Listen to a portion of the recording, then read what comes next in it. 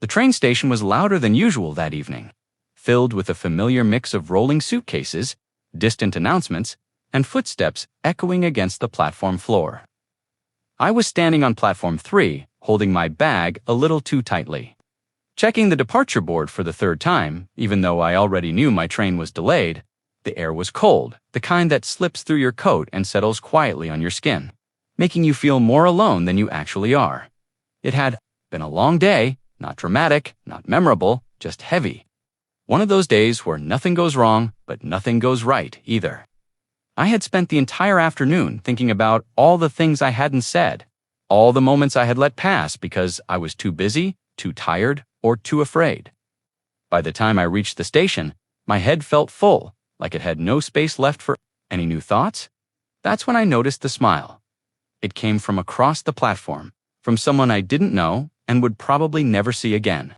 A man, maybe in his late 40s, standing near the edge of platform 3, holding a paper cup of tea. Our eyes met for just a second, the way strangers' eyes often do before quickly looking away. But instead of looking down or turning his head, he smiled. Not a wide, showy smile, just a small, warm one. The kind that feels honest. Without thinking, I smiled back. It surprised me how natural it felt, how easy. For a moment, the noise around me faded. The station didn't disappear, but it softened. The cold felt less sharp. My shoulders relaxed without me telling them to. It was such a simple thing, that exchange of smiles, but it felt like something had shifted inside me.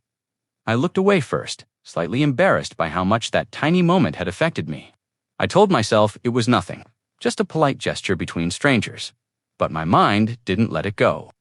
As I waited, I kept thinking about that smile and what it might mean. Not to him, but to me.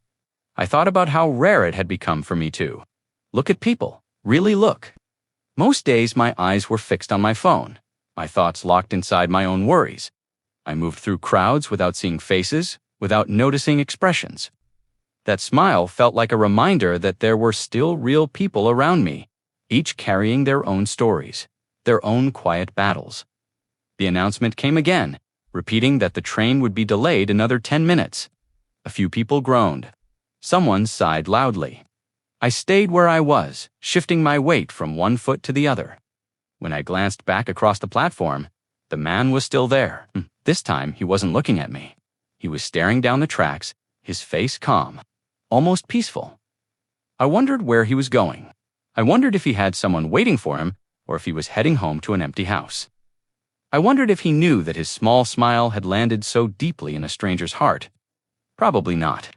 People rarely know the impact of their simplest actions. 10 minutes passed. Then another announcement. The train was arriving as people started moving closer to the edge. There was a sudden rush, a wave of bodies stepping forward at once. For a moment, I lost sight of him. The platform filled with movement and noise again. The train pulled in slowly, metal wheels screeching softly against the tracks. I felt a strange sense of urgency, a quiet fear that if I boarded without seeing him again, something unfinished would stay with me. I scanned the crowd quickly, eyes searching, and then I saw him stepping toward a different carriage than mine. Just before the doors opened, he looked back, almost as if he felt my gaze. Our eyes met one last time. This time, he smiled again, slightly wider, and gave a small nod, like a silent goodbye.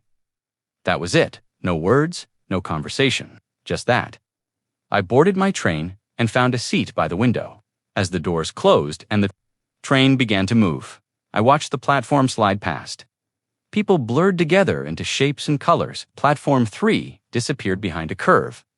I leaned my head back against the seat and let out a slow breath. I didn't realize I'd been holding the rest of the journey was quiet. The carriage was calm, filled with the low hum of the train and the occasional rustle of a newspaper. I didn't take out my phone. I didn't put on music. I just sat there, thinking. I thought about how often I waited for big moments to change, how I felt big conversations, big achievements, big endings, and big beginnings. But that evening, on Platform 3, it wasn't a big moment that touched me. It was something small and unplanned. A smile. I realized how many times I might have missed moments like that in my life, how many chances I had to connect, even briefly, but chose distraction instead. How many people might have needed a smile from me, the same way I had needed one that evening? By the time the train reached my stop, I felt lighter. Not because my problems were gone, but because they felt more manageable, like I didn't have to carry them all alone. As I walked out of the station and into the night, I made a quiet promise to myself to look up more, to meet people's eyes, to offer small kindnesses without expecting anything in return. Because I had learned something important on Platform 3, you don't need to know someone to change their day. Sometimes all it takes is a simple smile given at the right moment to remind someone that they're seen. And maybe somewhere out there, that man was on his way home too, carrying his tea, unaware that for one tired stranger, his smile had meant far more than he would ever know.